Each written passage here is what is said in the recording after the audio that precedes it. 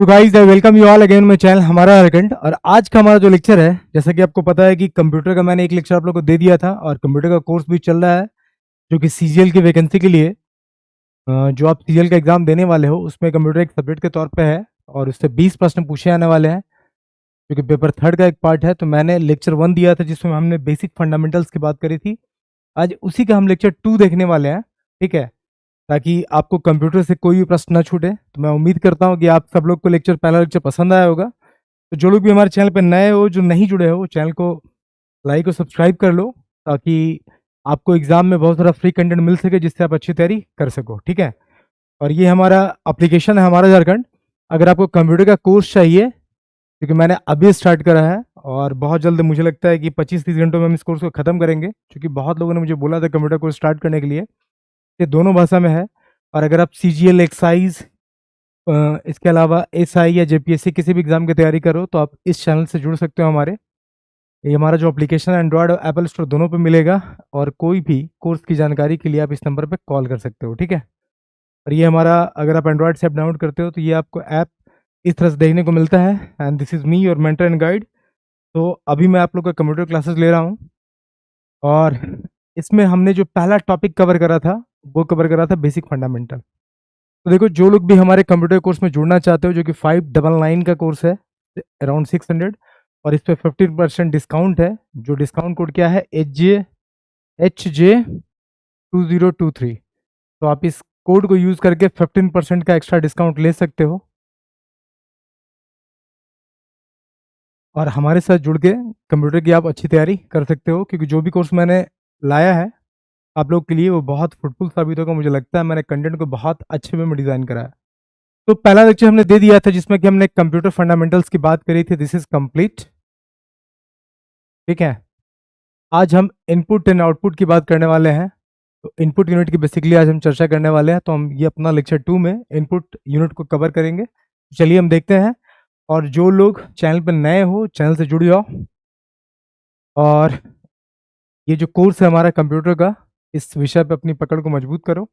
सबसे पहले मैं आप लोगों को सारा का सारा टॉपिक दूंगा, उसके बाद इसके ऑब्जेक्टिव्स भी कराएंगे, ठीक है। तो आज हम बात करने वाले हैं इनपुट डिवाइसेस की। कि भाई, मैंने स्टार्टिंग में आपको बताया था कि अगर आप कंप्यूटर में कोई भी चीज़ एंटर करने वाले हो, कोई भी डाटा, कोई भी एंट्री डालने वाले हो, तो किसके थ्रू डालोगे? तो इनपुट डिवाइसेस के थ्रू डालोगे। मैंने वहाँ बहुत अच्छे से बताई थी कि इनपुट डिवाइसेस क्या क्या होते हैं। मैंने आपको बोला था कि कीबोर्ड, मैंने पिछले लेक्चर में इन सब की चर्चा करी थी।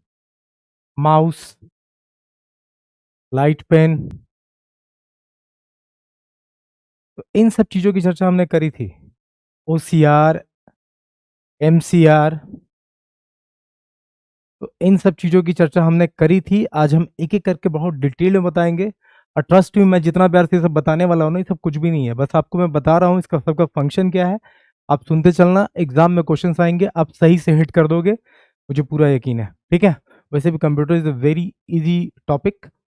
आप आराम से सुनो, मैं बहुत प्यार से ही पढ़ाने वाला हूँ और प्यार से आपको समझ में भी आएगा, ठीक है। तो चलिए हम बात करने वाले हैं किसकी? इनपुट डिवाइसेस की बात करने वाले हैं। तो बेसिकली इनपुट यूनिट बोलो या इनपुट डिवाइस बोलो, तो अगर हम इनपुट यूनिट की बात करते हैं तो बेसिकली ये इनपुट यूनिट है क्या? तो मैंने क्या लिख रहा है कि this unit contains devices with the help of which we enter data into the computer. जो कि मैंने अभी बोला कि आप, इनपुट यूनिट क्या है? तो ये उस तरह के डिवाइसेस हैं जिससे आप कंप्यूटर में डाटा क्या करते हो, फीड करते हो या एंटर करते हो। मतलब डाटा अगर आपको कंप्यूटर में डालना है तो हम इनपुट यूनिट या इनपुट डिवाइस की मदद से ही कंप्यूटर में कोई चीज को, डाटा को डाल सकते हैं। This unit makes link between user and computer. तो भाई, अगर देखो मैं यूज कर रहा हूं, मैंने लास्ट टाइम ही बताया था कंप्यूटर के 4 पार्ट हैं, हार्डवेयर, सॉफ्टवेयर, यूजर और डाटा। तो भाई, अगर मैं कंप्यूटर यूज कर रहा हूँ, जैसे ये देखो, ये जो मेरा पैनल है ये कंप्यूटर भी है, ठीक है, एक तरह का बोर्ड भी है। तो मैं ही तो इससे इंटरेक्ट कर रहा हूँ ना, तो मैं तो यूजर हुआ। तो अगर मैं कुछ, जैसे ये देखो, ये एक लाइट पेन है, एक पेन है, मैं इससे कुछ डाटा डाल रहा हूँ, कुछ लिख रहा हूँ, एबीसीडी कुछ भी लिख रहा हूँ, तो मैं ही तो यूजर हूँ। तो बेसिकली ये जो डिवाइस, इनपुट डिवाइस, ये मेरे और कंप्यूटर के बीच में क्या कर रहा है? एक लिंक पैदा कर रहा है, एक कनेक्टिंग लिंक बना रहा है, ठीक है। तो वही यहाँ पे लिखा हुआ है कि this unit makes link between the user and the computer. मेरे और कंप्यूटर के बीच में एक लिंक क्रिएट कर रहा है, ठीक है। This input device translate the information into the form understandable by the computer. अब देखो, सिंपल समझो, इनपुट यूनिट मैंने क्या बताया कि ये वो डिवाइसेस है जिसके थ्रू आप कंप्यूटर में कोई चीज को एंटर करते हो। ये यूजर और कंप्यूटर के बीच में क्या करता है, कनेक्टिंग लिंक बनाता है, एक संबंध स्थापित करता है। साथ ही साथ जो इनपुट डिवाइस है वो जो डाटा एंटर करता है कंप्यूटर में, वो इस तरह से एंटर करता है कंप्यूटर उसको समझ ले। ठीक है, तो भाई the input device translate the information into the form understandable by the computer, कि इस तरह से डाटा इस फॉर्म में कंप्यूटर में डालता है कि कंप्यूटर उसको समझ ले और जो फंक्शन करना है वो कर ले। ठीक है, अब देखो कि मैं इनपुट डिवाइसेस की बात करता हूं तो क्या क्या इनपुट डिवाइस हमारे पास है। कीबोर्ड है, माउस है, स्कैनर है, जॉयस्टिक है, माइक्रोफोन है, ओएमआर है, ओसीआर। अब ध्यान देना, यहां से जॉयस्टिक बहुत इंपॉर्टेंट है, इसको तो पहले आप लोग स्टार मार्क में डाल लो। बहुत बार बहुत सारे एग्जाम में पूछा गया है कि भाई जॉयस्टिक क्या है, लोग उल्टा पुल्टा आंसर करके चले जाते हैं। जॉयस्टिक एक इनपुट डिवाइस है। जॉयस्टिक क्या है, इनपुट डिवाइस है, ये बात आप ध्यान में रखना। ठीक है, इनपुट डिवाइस को किया हो, इनपुट डिवाइस है, ये बात आप एकदम ध्यान में रखना। ये बहुत बार प्रश्न पूछा गया है जॉयस्टिक पे। अभी हम जॉयस्टिक को अलग से डिस्कस भी करेंगे, पर अभी आप यहां ध्यान रखना और इन सब चीजों को याद कर लो कि भाई keyboard, mouse, scanner, joystick, microphone, OMR, OCR, ये सारे क्या है, इनपुट डिवाइस है जिसकी मदद से आप कंप्यूटर में डाटा को फीड करते हो। ठीक है, चले आगे। चलो अब हम एक एक करके चलते हैं। जैसे मैंने आपको बताया ना, कीबोर्ड, माउस, स्कैनर, तो हम सबको एक एक करके पढ़ेंगे। ठीक है, सब कुछ को देखने वाले हैं। सबसे पहले हम चलते हैं कीबोर्ड पे। अब देखो कीबोर्ड के बारे में क्या लिखा हुआ है। The computer keyboard is use to enter text information into the computer. भाई कंप्यूटर कीबोर्ड का काम क्या है, कि टेक्स्ट इंफॉर्मेशन कंप्यूटर में डालता है। ठीक है, the keyboard can also be use to type commands directing the computer to perform certain task. देखो ये हमारा कीबोर्ड है। कीबोर्ड का काम क्या है कि अगर कंप्यूटर में आप कुछ लिखना चाहते हो, कुछ टेक्स्ट इंफॉर्मेशन डालना चाहते हो, तो आप इसकी मदद से डालते हो, यही तो हमारा कीबोर्ड है। इसके अलावा अगर कंप्यूटर से आप कुछ काम करना चाहते हो तो इस कीबोर्ड में बहुत सारे बटन थे, इसके थ्रू आप कमांड देके कंप्यूटर से वो काम करा सकते हो। आमतौर पे अगर आप कीबोर्ड को देखोगे तो आपको ऐसा दिखता है। ठीक है, जिसमें कि आप समझना, आप देखो जो चीजें बता रहा हूँ ध्यान से सुनना। ठीक है, बस सुनते चलो, कुछ करने की जरूरत नहीं है, ऐसे ही समझ में आएगा। ठीक है, computer is a very easy language. अब देखो ये जो तुम्हारा 1 2 3 4 9 दिख रहा है और QWERTYUIOPASW ये जो दिख रहा है आपको, मतलब ये पोर्शन A to Z तक का, ये जो आपके अल्फा, और ये इसको 1 to 9 को ले लो, तो ये जो अल्फा न्यूमेरिक डाटा आपको दिख रहा है ना, 1 to 9 और A to Z, ये आपको जो दिख रहा है इसको आप बोलते हो टेक्स्ट की। क्या बोलते हो, टेक्स्ट की बोलते हो। ठीक है, अभी जो बता रहा हूं ध्यान देना, ये जो 1 to 9 है और A to Z ये जो आपको दिख रहे लेटर्स, इसको आप बोलते हो टेक्स्ट की। F1 to 12 इसको आप बोलते हो फंक्शन की। ये देख रहे हो 1 2 3 4 5 6 7 8 9 10 11 12, ये जो आप देख रहे हो यहाँ पे, कलर चेंज करता हूँ थोड़ा सा, इसको आप बोलते हो फंक्शन की। देखो यहाँ लिख भी रखा है, दिस इज कॉल्ड फंक्शन की, लिखा है ना। ठीक है, वैसे ही देखो ये कंट्रोल की है, ये विंडो की है। ठीक है, अब ये शिफ्ट की है, यहाँ पे कैप्स लॉक की है। कैप्स लॉक काम क्या है भाई, किसी लेटर को छोटा या बड़ा करने के लिए आप कैप्स लॉक यूज करते हो। एक और ध्यान दो, यहाँ टैब दिख रहा है, टैब दिख रहा है, तो देखो टैब का काम क्या है कि जब आप टैब दबाओगे ना तो 6 स्पेस आगे जाएगा। कितना स्पेस लेता है, तो टैब जो है 6 स्पेस लेता है। ये भी क्वेश्चन आया हुआ है, ध्यान देना। आमतौर पे देखो ये जो है ये स्पेस बार है, ये स्पेस बार है हमारा। स्पेस बार का काम क्या है कि आप जब कंप्यूटर में कुछ लिखते हो, मान लो आपने राम लिखा, तो राम के बाद आपको स्पेस देना, राम और श्याम लिखना है, तो राम लिखा आपने, फिर आपने स्पेस बार दबाया तो एक स्पेस दोनों के बीच में गैप आ गया। लेकिन जब आप टैब दबाते हो ना तो 6 वैसे वैसे गैप क्रिएट होते हैं, इसलिए 6 स्पेस लेता है टैब। तो ध्यान रखना, अगर आप सब्जेक्टिव में पूछ ले कि टैब कितना स्पेस लेता है, तो 6 स्पेस लेता है। ठीक है, ओके। फिर यहाँ देखो आपका प्रिंट स्क्रीन की है, अगर आपको स्क्रीनशॉट लेना है तो आप इसको दबा सकते हो किसी पेज का। इसके अलावा पेज अप है, पेज डाउन, अगर आपको पेज को ऊपर या नीचे करना है। फिर आप यहाँ देखो 4 बटन दिख रहा है, एक अप, एक डाउन, एक लेफ्ट, एक राइट। ठीक है, तो आप इसके मूवमेंट के लिए यूज कर सकते हो। अब शिफ्ट का काम क्या है भाई, तो देखो ये ध्यान देना इस पे, 1 2 3 4 5 6 7 8 9 के ऊपर में भी कुछ कैरेक्टर बने हुए हैं, ये देख रहे हो ना, सिंबल, एक्सक्लेमेशन मार्क है, डबल कॉमा, परसेंटेज है, हाइफन है, एंड है, स्टार है। तो ये इन सबको अगर आपको कंप्यूटर में डालना है तो आप क्या करोगे, शिफ्ट दबा के इन की का प्रयोग करोगे और आपको वो कैरेक्टर जो ऊपर वाला है वो आ जाएगा। ठीक है, इसके अलावा देखो इसमें तो नहीं है, मैं अपना कीबोर्ड दिखा रहा हूँ। देखो ये जो कीबोर्ड देख रहे हो आप, इस कीबोर्ड में देखो ये वाला पोर्शन नहीं है, यहाँ तक इसने दे रखा है, ये जो फोटो है ना यहाँ तक का है। ठीक है, आई होप आपको दिख रहा होगा, यहाँ तक का फोटो है सिर्फ। अब इसको क्या बोलते हैं, इसको नमलॉक बोलते हैं, ठीक है, नंबर की या नमलॉक बोलते हैं। इसमें आपको देखो यहाँ भी अलग से 1 2 3 4 5 6 7 8 9 मिल जा रहा है। यहाँ देखो नमलॉक दिख रहा है ना, तो अगर आप ये नमलॉक को दबा दोगे तो ये सारे की भी एक्टिव हो जाएंगे। तो this is basically your keyboard, ठीक है, this is basically your keyboard. तो आई होप आपको चीजें समझ में आ गई होंगी, ठीक है, कि कीबोर्ड में क्या क्या देखने को मिलता है। तो यही लिखा हुआ कि कीबोर्ड बेसिकली क्या करता है कि टेक्स्ट इन्फॉर्मेशन कंप्यूटर में डालता है। इसके अलावा, ठीक है, आप अगर कोई कंप्यूटर से काम करना चाहते हैं तो इसी कीबोर्ड की मदद से आप कोई कमांड डाल सकते हैं, जिससे कंप्यूटर रीड करके कमांड जो आप दोगे वैसा वो काम परफॉर्म कर लेगा, ठीक है। बस यही सब सुनते चलना, ये बहुत जेन्युइन चीज है जो मैं आपको बता रहा हूँ, ठीक है। अब देखो माउस के बारे में बात करते हैं, ठीक है। माउस क्या है, माउस को लिख रखा है कि पहला कि ए माउस कैन बी वायर्ड और वायरलेस। मान लो कंप्यूटर में आप कोई माउस लगाते हो, माउस आपने देखा है ना, देखो मैं दिखा रहा हूँ आपको माउस, एक सेकंड, देखो ये हमारा माउस है, ठीक है। तो ये क्या है, वायरलेस माउस है, ये मेरे सिस्टम से जुड़ा हुआ है, मैं अभी वीडियो रिकॉर्ड कर रहा हूँ तो ये सिस्टम से जुड़ा हुआ है, ठीक है। लेकिन ये वायरलेस है, इसमें कोई वायर दिख रहा है क्या, नहीं नहीं दिख रहा आपको। तो माउस वायरलेस भी हो सकते हैं और वायर्ड भी हो सकता है वायर के थ्रू मैं इसको लगा के वहां पे कुछ करता, ठीक है। आमतौर पे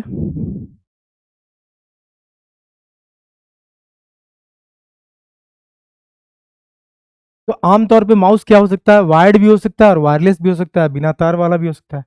तो अगर वायरलेस माउस होगा तो वो किस तरह से ऑपरेट करता है, उसका साइंटिफिक फेनोमेना क्या है, तो रेडियो वेव्स के थ्रू इंटरेक्ट करता है। ये बात ध्यान रखना कि एक कॉर्डलेस, देखो कॉर्डलेस या वायरलेस दोनों एक ही हुआ, कॉर्डलेस या वायरलेस जिसमें कि वायर नहीं है।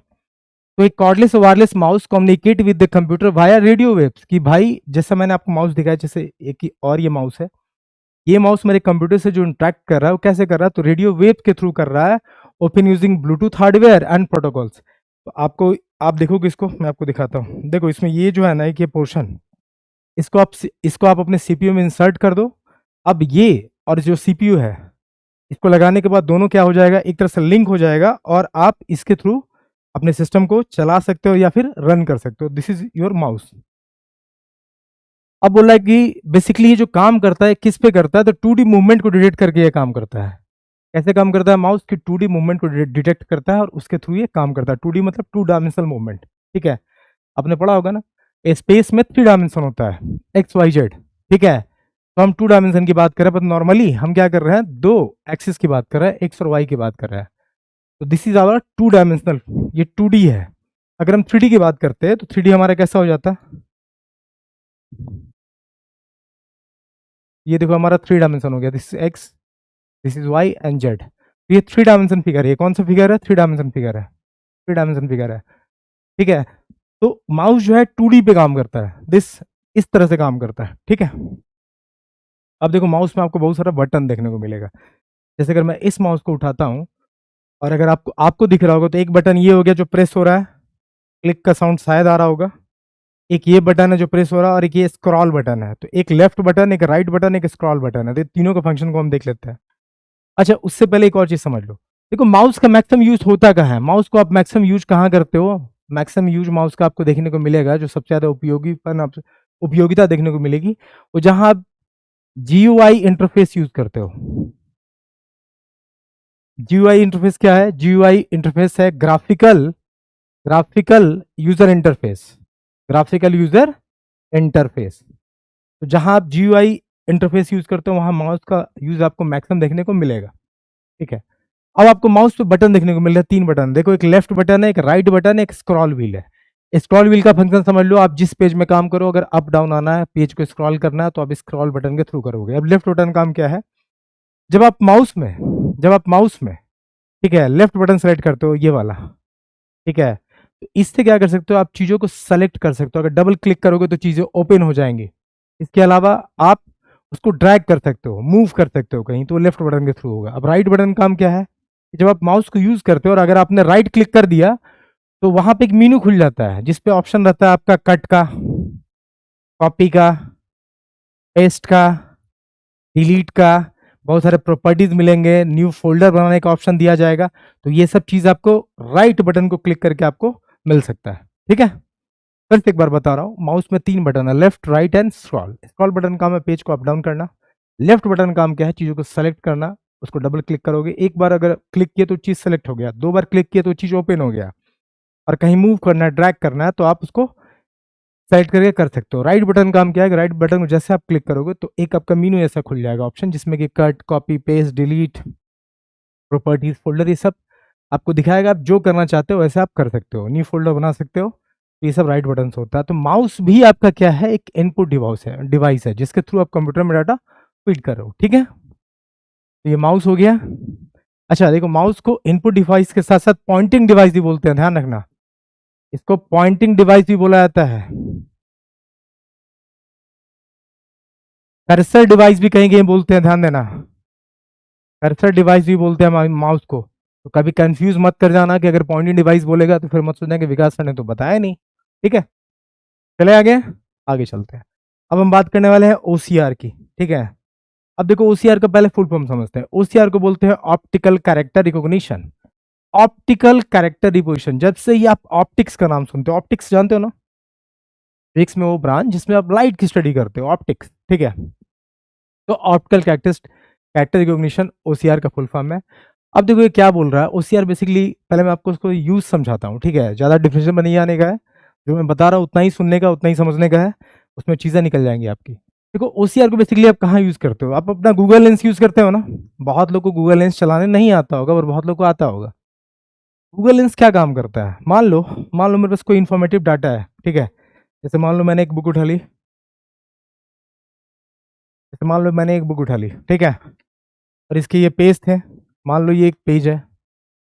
अब मैं चाहता हूं कि भाई ये जो डाटा है ना, ये जो लिखा हुआ है, ये मेरे कंप्यूटर में ऐसे ही आ जाए, तो हम क्या करेंगे, इसके एक फोटो लेंगे गूगल लेंस से, ठीक है, और इसमें जितने भी चीजें लिखे हुए हैं, जो भी टेक्स्ट है, ये सारे के सारे हमारे कंप्यूटर में उस तरह से गूगल लेंस के थ्रू हम डायरेक्टली कॉपी कर सकते हैं या फिर ला सकते हैं, ठीक है। तो this is how OCR works, ठीक है, this is how OCR works. तो बेसिकली देखो ये क्या लिखा हुआ है कि system that provide a full alpha numeric recognition, full alpha numeric recognition.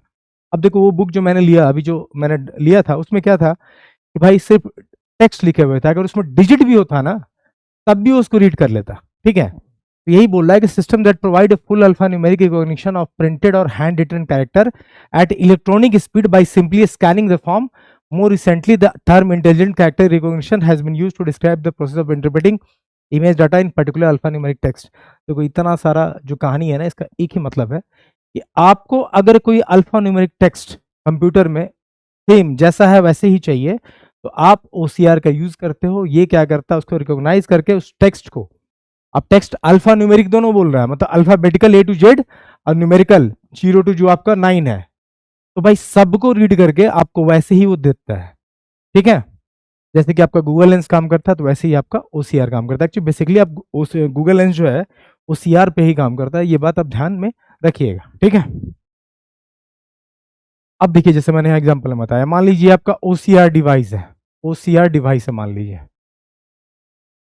अब देखो ये पेज था, मान लो मैं हाथ से भी कुछ लिखूंगा ना, जैसे मान लो मैं लिखता कि how my hand writing has changed, या मान लो मैं लिखता कि हमारा Jharkhand is a good channel, ठीक है, या गुड एजुकेशनल प्लेटफॉर्म, मैंने ये हाथ से एक पेज पे लिख दिया, समझ रहे हो। अब जैसे मैंने ये जो भी लिखा है, अगर मैं इसे ओसीआर डिवाइस में डालूंगा, तो मुझे ऐसे ही एकदम टेक्स्ट के रूप में यहां लिखा हुआ मिल जाएगा कि H J is a good educational platform, ठीक है। तो मैं जैसे यहाँ लिखूंगा वैसे यहाँ मिल जाएगा, चाहे आप हैंड रिटन दो या बुक से भी निकाल सकते हो। तो ओसीआर का बेसिकली काम क्या है कि जो अल्फा न्यूमेरिक टेक्स्ट है उसको रीड करता है और फिर इसको कंप्यूटर को टेक्स्ट अल्फा न्यूमेरिक फॉर्म में एज इट इज प्रोवाइड कर देता है, ठीक है। चलो आगे। देखो मैं बहुत बेसिक तरह से बता रहा हूँ, बस इतना ही जानना ही है, ठीक है। आपको सबका यूज इम्प्लीकेशन समझ में आना चाहिए, ठीक है। अब एक हमारे पास एक है OMR, ऑप्टिकल मार्क रिकॉग्निशन। पहले तो आपको सबका ना फुल फॉर्म जानना है। जैसे मैंने यहाँ OCR बताया, इसका है ऑप्टिकल कैरेक्टर रिकॉग्निशन, ध्यान दो, ऑप्टिकल कैरेक्टर रिकॉग्निशन हो गया OCR का। OMR का क्या हो गया, देखो O से तो ऑप्टिकल ही रह जाएगा, R से रिकॉग्निशन ही रह जाएगा, लेकिन M से क्या हो जाएगा, तो मार्क। वहां था कैरेक्टर, OCR में ऑप्टिकल सेम है, रिकॉग्निशन सेम है, C फॉर कैरेक्टर, कैरेक्टर, और यहाँ एम फॉर हो जाएगा मार्क। तो बस इतना ही ध्यान देना, optical character recognition, optical mark recognition, ये फुल फॉर्म इंपॉर्टेंट है। अब ओएमआर, आप लोग सब एग्जाम देने वाले हो सीजीएल का, चाहे जो भी एग्जाम दिए होगे, जितने भी ऑब्जेक्टिव टाइप के एग्जाम इंडिया में लिए जाते हैं, या इंडिया के या फिर बोलो तो ग्लोबली लिए जाते हैं, इंडिया के बाहर भी आप एग्जाम दोगे, सब ओएमआर शीट पे लिए जाते हैं। और खासकर बड़े एग्जाम तो सब ओएमआर शीट पे लिए जाते हैं। जैसे मान लो रेलवे है, या अभी मान लो एसएससी है, अब 8 लाख 10 लाख एप्लीकेशन जा रहा है यार, 8 लाख 10 लाख स्टूडेंट बैठने वाले हैं, पढ़ने वाले हैं, एग्जाम को देने वाले हैं, तो सबका पेपर चेक करना आसान नहीं होगा, इसलिए लोग ओएमआर को यूज करते हैं। इसमें ओएमआर शीट आप देखे होंगे, कुछ ऐसा दिखता है ना। इसमें आपको ये राउंड राउंड शेप के ये जो राउंड सर्कल्स देखने को मिलते हैं, आप अपने ऑब्जेक्टिव के आंसर्स इसी में मार्क करते हो, ठीक है। अब ये क्या करता है ओएमआर, फटाफट मतलब 1 घंटों में ये हजारों कॉपियों को चेक कर सकता है। इसीलिए आपको एग्जाम ओएमआर शीट पे दिलवाया जाता है, ताकि मान लो 10 लाख भी अगर विद्यार्थियों ने अपना एग्जाम दिया है, तो उन सब का रिजल्ट जल्दी, अब समझ रहे हो 10 लाख कॉपी को चेक करना कितना डिफिकल्ट काम होगा, तो सब ये ओएमआर के थ्रू होता है। अब हम समझते हैं ओएमआर करता क्या है। तो OMR enables the processing of hundred और thousands of document every hour automatically, कि भाई ओएमआर शीट पे अगर आप एग्जाम देते हो आप, तो 1 घंटे में हजारों डॉक्यूमेंट को चेक करके कितना सही उत्तर रहा, कितना गलत उत्तर रहा, कितना एग्जैक्ट मार्क्स आ रहा है, ये आपको दे देगा। इसी लिखा है कि OMR processing is very popular for objective test, objective exams के लिए बहुत, वस्तुनिष्ठ प्रश्न जहां पूछे जाते हैं वहां उसके लिए बहुत क्या कहते हैं, हेल्पफुल होता है। Where students receive a special card containing several empty circles, मैंने अभी बताया, ओएमआर शीट पे आपको देखते हैं ना, गोला गोला जो जगह होता है जहां आपको भरना होता है, ठीक है, राउंड सर्किल करना होता है, and a packet that contain the questions and possible answer to each of the following question. जैसे आप देखो, ये ओएमआर शीट है, ओएमआर शीट में क्या होता है, किस तरह के राउंड सर्कल्स होते हैं, आपके जो सही उत्तर होता है आप उसको लगाते हो, और ये हमारा ओएमआर मशीन है, इसमें कि इस ओएमआर शीट को डालते हैं और फटाक से आंसर निकाल आता है कि इस स्टूडेंट ने 100 क्वेश्चन में कितना सही किया, कितना गलत किया, इसका नेट मार्क्स कितना है, ठीक है।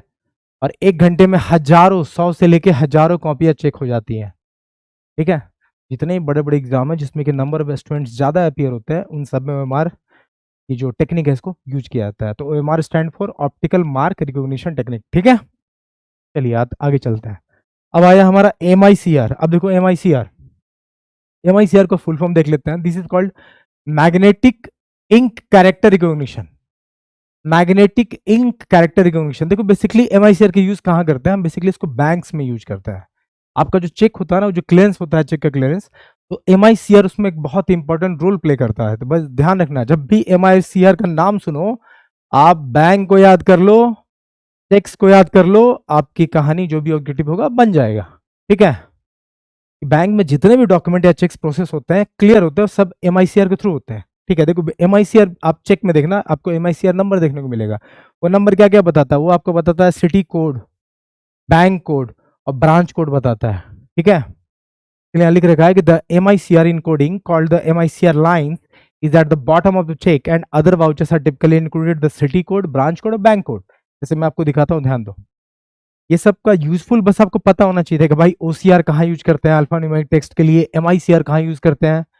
एमआईसीआर आपको बता रहा हूँ चेक लेंस के लिए, और ओएमआर कहाँ यूज करते हैं भाई, तो जहां नंबर ऑफ क्वेश्चंस ज्यादा होते हैं, नंबर ऑफ स्टूडेंट्स ज्यादा होते हैं, ऑब्जेक्टिव क्वेश्चन टेस्ट पैटर्न को जल्दी जल्दी सॉल्यूशन देने के लिए, आंसर देने के लिए हम ओएमआर का यूज करते हैं।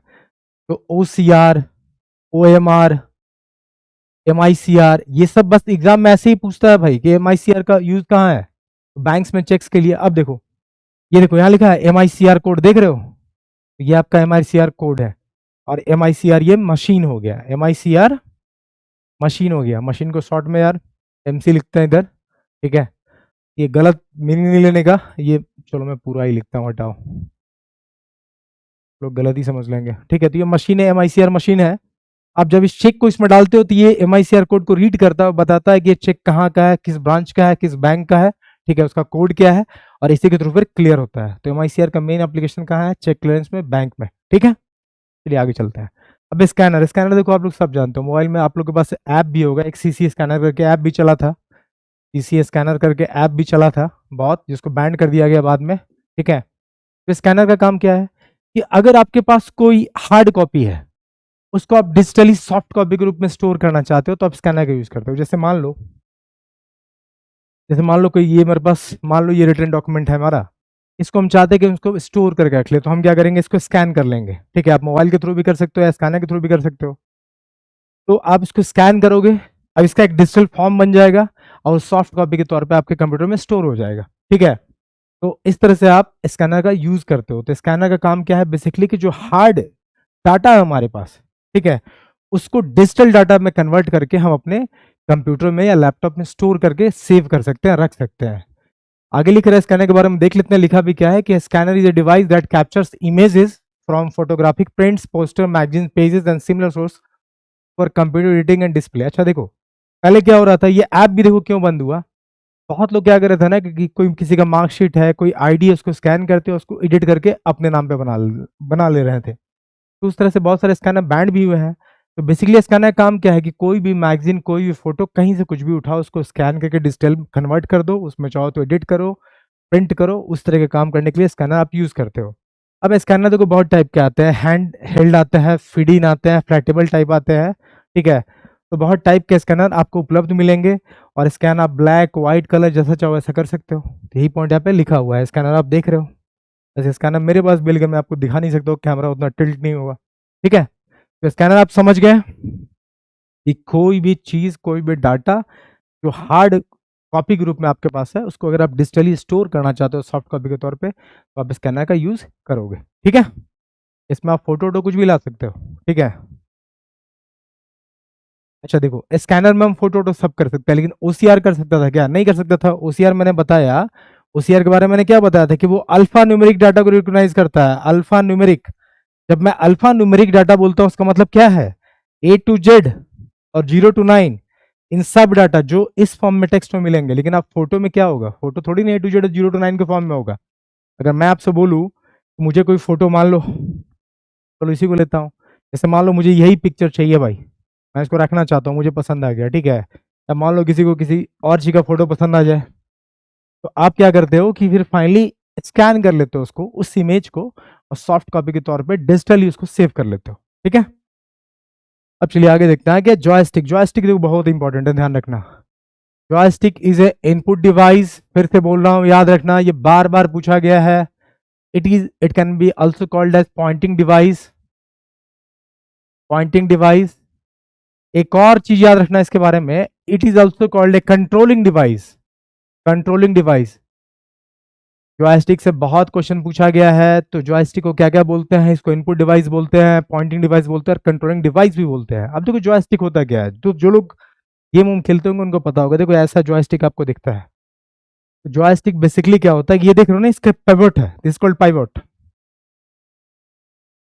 पाइवोट, ठीक है, एक डंडा होता है जो पाइवोट पे घूमता है, समझ रहे हो? जैसे कैसा अरेंजमेंट मैं बताऊं आपको, पिवोटिंग, मेरे पास कोई एग्जांपल, चलो मैं पिवोटिंग दिखाता हूँ। एक्चुअली मैकेनिकल में तो हम लोग को पढ़ना भी था इंजीनियरिंग का। जैसे मान लो मैंने एक ग्रुप बनाता हूँ, मैं अपना ये हैंड को इसमें रखता हूँ, हैंड को रखता हूँ। अब देखो, जब ये जो ग्रूव है हमारा, ये हैंड फिक्स होगा, तो ये पिवट पे ही घूमेगा।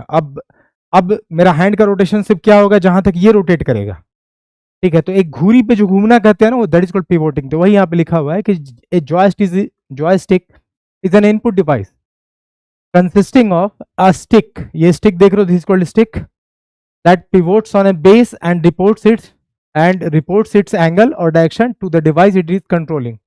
तो बेसिकली क्या होता है, एक डंडा होता है जो ए बेस पे एक पिवोट के अराउंड मूव करता है और कंट्रोल करता है। तो बेसिकली जॉयस्टिक का यूज कहाँ का है, अगर मैं आपको जॉयस्टिक के यूज के बारे में बताऊं, जॉयस्टिक के यूज के बारे में बताऊं, तो जहां कैड का डिजाइन होता है, कैड डिजाइन, ठीक है, ये एक सॉफ्टवेयर है, डिजाइनिंग सॉफ्टवेयर है, या फिर बोलो तो गेम्स के लिए, जब आप गेम खेलते हो, ठीक है, तो इन सब में आपको जॉयस्टिक का यूज आपको काफी देखने को मिलेगा। जॉयस्टिक के बारे में 3 बातें बहुत इंपॉर्टेंट है, it is a input device, it is a pointing device, और it is a controlling device. ध्यान देना, मैक्सिमम यूज कहाँ है, कैड डिजाइन में और में, गेम खेलने में। ठीक है, अब भाई चलते वेब कैम पे। अब देखो वेब कैम तो सबको पता होना चाहिए भाई, वीडियो चैट तो सभी करते हो, वीडियो कॉल वीडियो चैट करते हो, तो किसके थ्रू करते हो, वेब कैम के थ्रू करते हैं। बहुत लोग तो यूट्यूब पे जो लेक्चर्स डालते हैं, वो वेब कैम के थ्रू डालते हैं। अब मान लो आप आधार ऑफिस जाते हो, आपका फोटो खिंचाता है ना भाई, आधार में सबके बड़े अच्छे अच्छे पिक्चर्स होते हैं, तो वहाँ भी वेबकैम का यूज होता है। पासपोर्ट ऑफिस में अगर आप तत्काल में जाते हो पासपोर्ट बनवाने, तो वहाँ भी आपको वेबकैम देखने को मिलेगा। आईडी जनरेशन में वेबकैम का यूज होता है। तो वेबकैम क्या है आपको सबको पता है, वीडियो चैट वीडियो कॉल में आप वेबकैम का यूज करते हो। तो वेबकैम के बारे में क्या लिखा हुआ है कि webcam is a hardware camera connected to a computer that allows anyone connected to the internet to view either still picture or motion video of a user or other object। तो देखो आमतौर पे आजकल वेबकैम सभी या तो आप computer में अलग से कनेक्ट करते हो लाके, या इनबिल्ट आता है बहुत सारे कंप्यूटर और लैपटॉप में, जिसके थ्रू आप क्या करते हो वीडियो चैट कर लेते हो, ठीक है, इमेजेस स्टिल पिक्चर खींच लेते हो, ठीक है। तो उस तरह के काम में आपको वेबकैम का यूज देखने को मिलेगा। देखो ये वेबकैम है, ये एचपी का वेबकैम है। तो आमतौर पर हम लोग इसको बहुत जगह यूज करते हैं। आपने वेबकैम सुना भी होगा, छोटा सा कैमरा जैसा होता है। इसको आप कंप्यूटर से लैपटॉप से कहीं अटैच करके या तो वीडियो कॉल करो, वीडियो चैट कर लो, या अपनी फोटो खींच लो, तो इन सब चीज़ों में इसको यूज करते हैं, ठीक है। तो यही लिखा है कि टिपिकली आजकल मोस्ट वेबकैम्स आर आइदर एम्बेडेड, मतलब लगा हुआ आता है। अगर आप बहुत अच्छा लैपटॉप खरीदोगे तो उसमें वेबकैम आपको मिलेगा। बहुत सारे बहुत अच्छे कंप्यूटर्स में भी आजकल वेबकैम एम्बेडेड आते हैं। एम्बेडेड करने का मतलब है इनबिल्ट है, उसके साथ बना हुआ आता है। जिसके पास नहीं है वो क्या करता है, अलग से खरीद के ऐड करता है, ठीक है। वेबकैम आपको समझ में आ गया, आई होप आपको समझ में आ गया होगा। अब हम लाइट पेन की बात करते हैं। देखो लाइट पेन क्या है, तो लाइट पेन के बारे में लिखा है कि it is an input device. भाई सभी तो डिवाइस जितने मैं बात कर रहा हूँ, mouse, keyboard, webcam, OCR, OMR, MICR, सभी तो इनपुट डिवाइस ही है, ठीक है। अब लाइट पेन में स्पेशल क्या है कि it is an input device that utilises a light sensitive detector to select object on a display screen. तो लाइट पेन बेसिकली क्या है कि इसमें एक लाइट सेंसिटिव डिटेक्टर होता है, जो अगर आप डिस्प्ले स्क्रीन पे उसको टच करोगे तो वो ऑब्जेक्ट को सेलेक्ट कर लेगा। मूव करने जैसे कर्सर काम करता है ना आपका, जैसे माउस के थ्रू आप काम करते हो, लाइट पेन के थ्रू भी आप वैसे ही काम करते हो, ठीक है। लाइट पेन के थ्रू भी आप वैसे ही काम करते हो। जैसे मान लो बहुत सारे फोन में देखना है कि एक अलग से पेन दिया जाता है, और आप फोन में उस लाइट पेन के, उसको स्टाइलस पेन बोलते हैं, उसको क्या बोलते हैं, स्टाइलस पेन भी बोलते हैं, स्टाइलस पेन बोलते हैं, ठीक है। ये भी एक तरह का लाइट पेन ही है भाई, देख रहे हो ना। जो चाहूँ उससे कलर लिख सकता हूँ, जहां चाहूंगा वो सिलेक्ट हो जाएगा, ठीक है। जैसे देखो अब मैं इस इमेज को चाहूंगा तो ये सेलेक्ट हो गया, देखो मूव कर रहा है ना, मैंने इसे सेलेक्ट तो कर लिया ना। ये भी एक लाइट पेन ही है, ठीक है। तो लाइट पेन बेसिकली किस लिए यूज होता है, और क्या होता है उसमें, एक लाइट सेंसिटिव डिटेक्टर होता है, वो चीज़ों को सेलेक्ट करने में, ड्रॉ करने में, इन सब चीज़ों में काम आता है। ये है इसलिए यहाँ पे लिखा हुआ है कि light pen is similar to mouse except that with a light pen you can move the pointer and select object on the display screen by directly pointing to the object with the pen. अब आपको जो चीज़ को move करना है, आप pen को यहाँ रखे, वो चीज़ सेलेक्ट हो गया और मूव हो गया, ठीक है। तो लाइट पेन में आपको क्या याद रखना है कि लाइट सेंसिटिव डिटेक्टर लगा होता है, इससे आप चीज़ों को ड्रॉ कर सकते हो, ठीक है, सेलेक्ट कर सकते हो, मूव कर सकते हो, ठीक है। ये देख लो लाइट पेन है, दिख रहा है ना, ये जो जो पकड़ रखा है इसने, ये भी एक लाइट पेन है। अब आइए बायोमेट्रिक्स पे चलते हैं। अब बायोमेट्रिक्स आपने बहुत लोगों ने नाम सुना होगा, इवन अभी आप जब जॉब ज्वाइन करोगे, मान लो अगर आप सीजीएल या जेपीएससी ऐसा ही कोई भी एग्जाम निकालते हो, तो आपके अटेंडेंस जो होते हैं बायोमेट्रिक्स से दिए जाते हैं। तो बायोमेट्रिक्स आपने सब सुना होगा, आज हम उसको एक्सप्लेन करते हैं। तो देखो बायोमेट्रिक्स बेसिकली है क्या, कि it is the science and technology of measuring and analysing biological data. कि अगर आप किसी बायोलॉजिकल डाटा को एनालाइज कर रहे हो, ठीक है, उसको उस टेक्नोलॉजी को आप समझ रहे हो, मेजर कर रहे हो, तो ये सब किसके अंडर में आता है, बायोमेट्रिक्स में आता है। तो बायोमेट्रिक्स वो विज्ञान है जिससे आप सारे बायोलॉजिकल डाटा का विश्लेषण, ठीक है, या शोध में लाते हो, उसको रिसर्च में एनालाइज करने में, ठीक है, क्या हो जाएगा, विश्लेषण करने में और मापने में आप उसका प्रयोग करते हो, ठीक है। अब देखो बायोमेट्रिक्स बेसिकली काम कैसे करता है वो सुनो, वो सबसे इंटरेस्टिंग पार्ट है। देखो बायोमेट्रिक्स क्या करता है, जो ह्यूमन होते हैं ना, उनके, या तो ये देख रहे हो ना, कहते हैं कि हर इंसान का फिंगरप्रिंट्स अलग होता है, हर इंसान का मतलब। तो ये जो फिंगरप्रिंट्स है, इसको, या आपका आई का जो रेटिना है या आइरिस है, इसको कैप्चर कर लेता है। अब जैसे मान लो मैं अपने घर में या फिर अपने लैपटॉप को लॉक करने वाला हूँ, तो हो सकता है मैं अपना रेटिना को, अभी आप फोन में देखते हो ना फिंगरप्रिंट से लॉक होता है फोन, वो भी क्या बायोमेट्रिक एप्लीकेशन ही तो है। आप अपने फोन को टच करते हो और फोन आपका ओपन हो जाता है, भाई वो बायोमेट्रिक एप्लीकेशन ही तो है, ठीक है। तो कोई आई का रेटिना का यूज करते हैं, यही लिखा हुआ है कि it refers to the technology that measure and analyse human body characteristic. भाई आपके शरीर में जो भी, आपके शरीर का जो कैरेक्टरिस्टिक है, जो विशेषता है, उसको लेके, ठीक है, जैसे फिंगरप्रिंट्स, आई रेटिना हो गया, आइरिस हो गया, वॉइस पैटर्न हो गया, फेशियल पैटर्न हो गया। बहुत लोग चेहरा का फेस लॉक लगाता है, ठीक है, तो वो भी क्या है कि बायोमेट्रिक एप्लीकेशन ही है, ठीक है।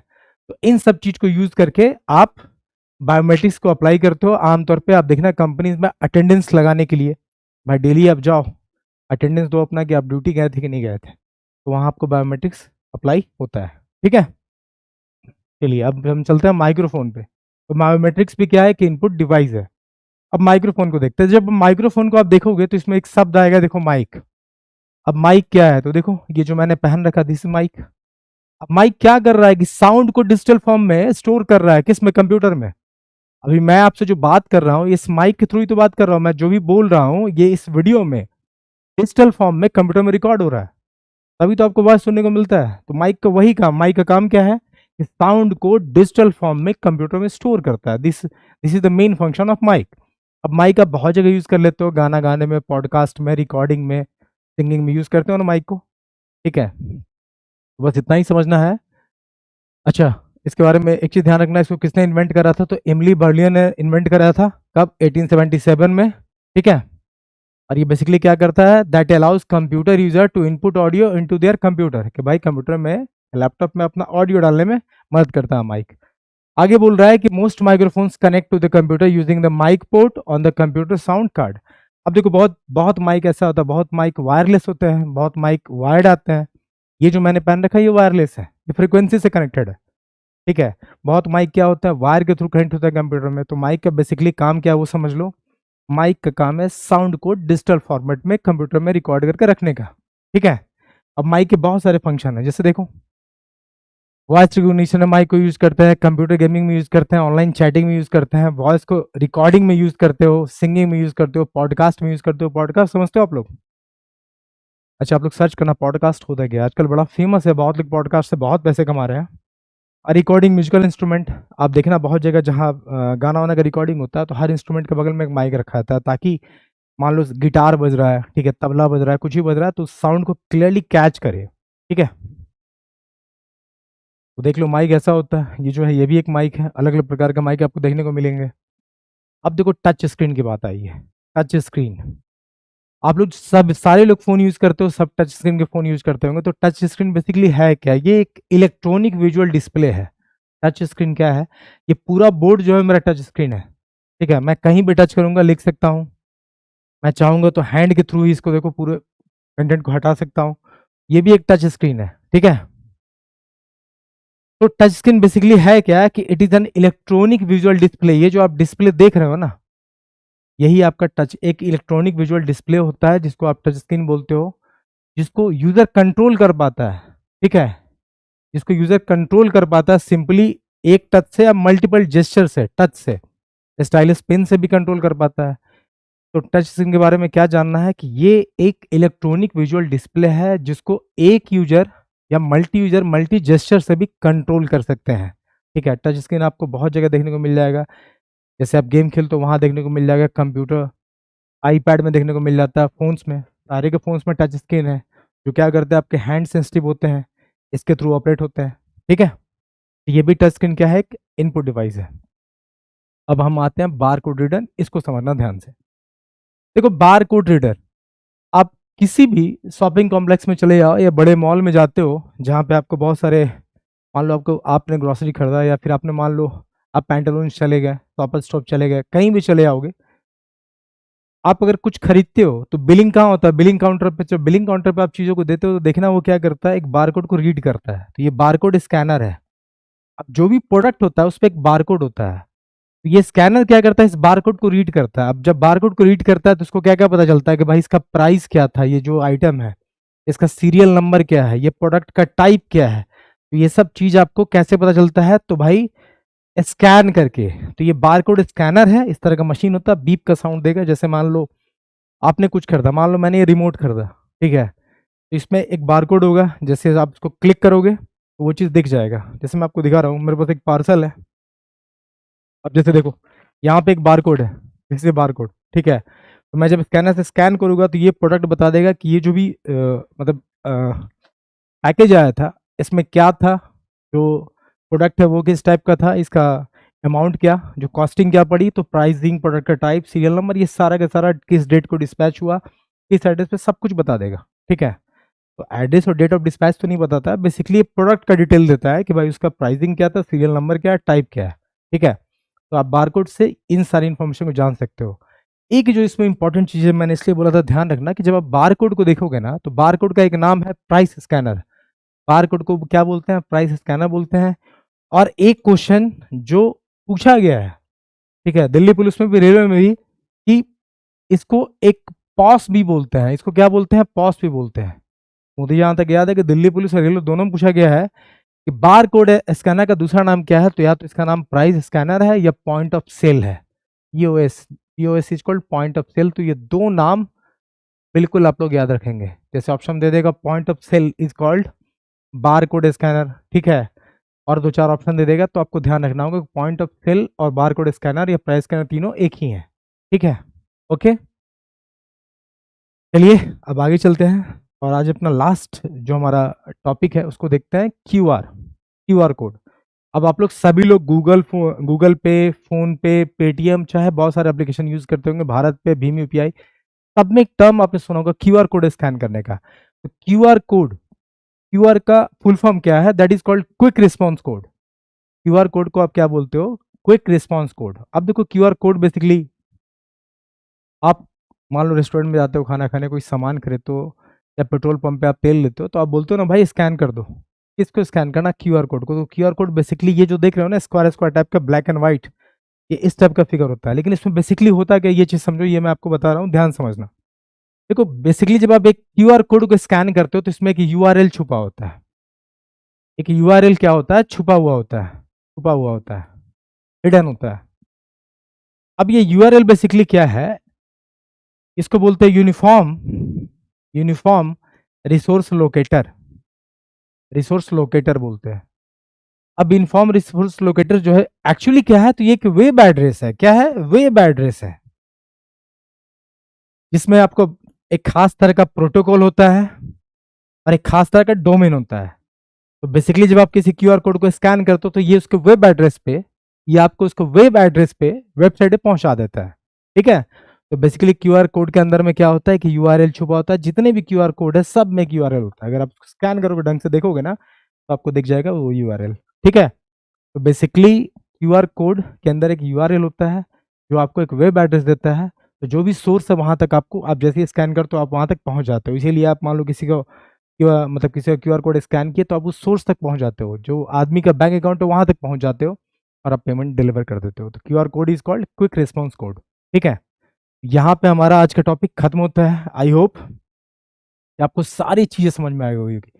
मैंने जो भी बोला, mouse, keyboard, light pen, OCR, OMR, MICR, bar code, touch screen, light pen, ठीक है, और दिस इज क्यूआर कोड, आपको सारे के सारे इनपुट डिवाइसेस पूरा अच्छे से समझ में आ गया होगा। मैंने जो बताया बस उतना ही ध्यान रखना, उससे अधिक नहीं जानना। आपको उसका यूज जानना था, मैंने बता दिया। क्यूआर कोड में भाई यूआरएल होता है, हम एक तरह से बस जस्ट रिवाइज करा रहे हैं। Bar code, price, serial number, product का टाइप, इससे आपको पता चलता है। ठीक है, टच स्क्रीन एक इलेक्ट्रॉनिक विजुअल डिस्प्ले है जो आपको जेस्चर कंट्रोल होता है। इसके अलावा माइक्रोफोन आपको पता है, साउंड को डिजिटल फॉर्म में आप रिकॉर्ड करते हो कंप्यूटर में। ठीक है, बायोमेट्रिक्स आपको पता है, अटेंडेंस में बहुत जगह यूज किया जाता है। बेसिकली क्या करता है, ह्यूमन बॉडी कैरेक्टरिस्टिक को एनालाइज करता है। ठीक है, चाहे आपका फिंगरप्रिंट हो गया, फेस रिकॉग्निशन हो गया, चाहे आपका आईरिस हो गया, रेटिना को रिकॉग्नाइज करता है। लाइट पेन एक लाइट सेंसिटिव डिवाइस में लगा होता है, डिटेक्टर लगा होता है, जो बेसिकली किसी चीज को सेलेक्ट करने में, कुछ ड्रॉ करने में, मूव करने में काम आता है। वेबकैम आपको पता है, वीडियो चैट में काम आता है। जॉयस्टिक मैंने बता दिया, इसी को आप इनपुट डिवाइस और पॉइंटिंग डिवाइस या कंट्रोल डिवाइस भी बोलते हो। ठीक है, इसको कैट डिजाइन में और गेम में यूज करते हैं। ये देखो अक्सर जो लोग पढ़ते हैं चीजों को कंफ्यूज कर जाते हैं, मैं इसलिए आपको रिवाइज करा रहा हूँ कि आप इतना ही याद रखो जो मैं बोल रहा हूँ। स्कैनर काम क्या है कि कोई भी फोटो, कोई भी टेक्स्ट, किसी चीज को आप, हार्ड कॉपी आपके पास है, उसको सॉफ्ट कॉपी बनाकर डिजिटल फॉर्म में आप रखना चाहते हो सिस्टम में, तो आप रख सकते हो। तो स्कैनर उस तरह से यूज करता है। ठीक है, एमआईसीआर मैंने आपको बता दिया, बैंक्स में चेक और क्लेम्स में काम आता है, तो एमआईसीआर बैंकिंग पर्पज के लिए जाता है। ओएमआर आपको पता है, ऑब्जेक्टिव एग्जाम्स में यूज होते हैं। ओएमआर सीट के थ्रू बहुत सारे जो क्वेश्चन पेपर्स होते हैं उसको जल्दी जल्दी आप चेक कर सकते हो। फुल फॉर्म क्या है, ऑप्टिकल मार्क रिकॉग्निशन इसका फुल फॉर्म है। फिर हमने पढ़ा ओसीआर, ओसीआर काम क्या है कि अल्फा न्यूमेरिक टेक्स्ट को एज इट इज जैसा था, अगर वो हैंड रिटन है तब भी, या किसी बुक से निकाल के आपको दे देगा। और इसका फुल फॉर्म क्या होता है? Optical character recognition. ठीक है। फिर मैंने आपको माउस का बता ही दिया, 3 फंक्शन है, लेफ्ट राइट स्क्रॉल की 3 बटन है इसमें। इसका मैक्सिमम यूज कहाँ होता है? जहाँ GUI होता है। GUI इज कॉल्ड, GUI को मैंने क्या बताया था? Graphical user interface. तो जहाँ GUI का यूज होगा, माउस का एप्लीकेशन आपको सबसे ज़्यादा देखने को मिलेगा, सबसे ज़्यादा यूज देखने को मिलेगा। इसके अलावा मैंने माउस के बारे में आपको बता ही दिया था। अच्छा, माउस किस पे काम करता है? 2D कंट्रोल पे काम करता है, ये बात को ध्यान रखना। वायर और वायरलेस दोनों हो सकता है। इसके बाद मैंने कीबोर्ड में सारे फंक्शन आपको समझा ही दिए थे। और इस तरह से हमारा इनपुट यूनिट या इनपुट डिवाइस का चैप्टर ये खत्म हो रहा है। तो जो लोग भी हमारे कोर्स से नहीं जुड़े हो, कंप्यूटर कोर्स से आप जुड़ सकते हो। कोर्स का प्राइसिंग मैंने यहाँ बता दिया है। ठीक है, 599 में उपलब्ध है, 15% का डिस्काउंट भी आपको मिलेगा, तो लगभग 500 के आसपास ये कोर्स आपको मिल जाएगा। और इस कोड को लगाना आप मत भूलिएगा जब आप कोर्स परचेस करेंगे, और आप हमसे जुड़ के अपने कंप्यूटर की तैयारी अच्छी कर सकते हैं। चलिए मिलते हैं नेक्स्ट लेक्चर में। टिल देन अच्छे से मेहनत करिए।